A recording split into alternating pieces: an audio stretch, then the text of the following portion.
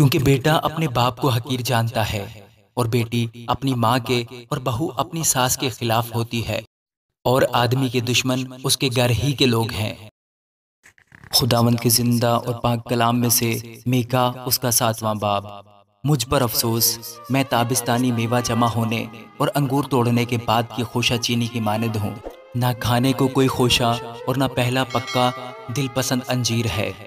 दीनदार आदमी दुनिया से जाते रहे, लोगों में कोई रास्तबाज नहीं, वो सब के सब घात में बैठे हैं कि खून करें। हर शख्स जाल बिछाकर अपने भाई का शिकार करता है, उनके हाथ बदी में फुर्तीले हैं। हाकिम रिश्वत मांगता है और काजी भी यही चाहता है, और बड़े आदमी अपने दिल की हिरस की बातें करते हैं और यूं साजिश करते हैं। उनमें सबसे अच्छा तो ऊंट कटारे की मानद है और सबसे रास्तबाज खारदार झाड़ी से बदतर है। उनके निगहबानों का दिन, हाँ उनकी सज़ा का दिन आ गया है। अब उनको परेशानी होगी। किसी दोस्त पर एतमाद ना करो, हमराज पर भरोसा ना रखो। हाँ, अपने मुंह का दरवाज़ा अपनी बीवी के सामने बंद रखो। क्योंकि बेटा अपने बाप को हकीर जानता है और बेटी अपनी माँ के और बहू अपनी सास के खिलाफ होती है और आदमी के दुश्मन उसके घर ही के लोग हैं। लेकिन मैं खुदावंद की राह देखूंगा और अपने निजात देने वाले खुदा का इंतजार करूंगा। मेरा खुदा मेरी सुनेगा।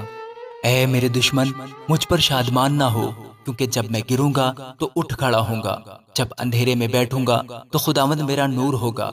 मैं खुदावंद के कहर की बर्दाश्त करूंगा, क्योंकि मैंने उसका गुनाह किया है। जब तक वो मेरा दावा साबित करके मेरा इंसाफ न करे, वो मुझे रोशनी में लाएगा और मैं उसकी सदाकत को देखूंगा। तब मेरा दुश्मन जो मुझसे कहता था, खुदावन तेरा खुदा कहाँ है, ये देखकर रुसवा होगा। मेरी आंखें उसे देखेंगी। वो गलियों की कीच की मानित पायमाल किया जाएगा। तेरी फसील की तामीर के रोज तेरी हदूद बढ़ाई जाएंगी। उसी रोज असूर से और मिस्र के शहरों से और मिस्र से दरियाए फरात तक और समुंदर से समुंदर तक और कोहिस्तान से कोहिस्तान तक लोग तेरे पास आएंगे, और जमीन अपने बाशिंदों के अमाल के सबब से वीरान होगी। अपने असा से अपने लोगों यानी अपनी मिरास की गल्लाबानी कर।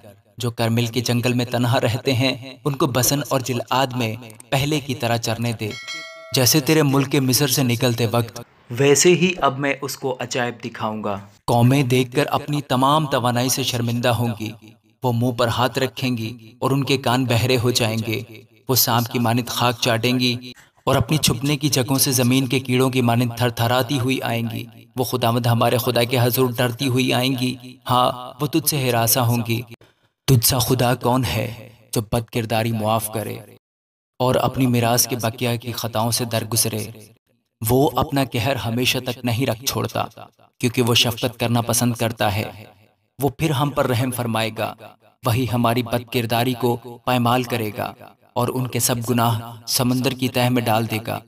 तू याकूब से वफादारी करेगा और इब्राहिम को वो शफकत दिखाएगा जिसकी बाबत तूने कदीम जमाना में हमारे बाप दादा से कसम खाई थी। आमीन।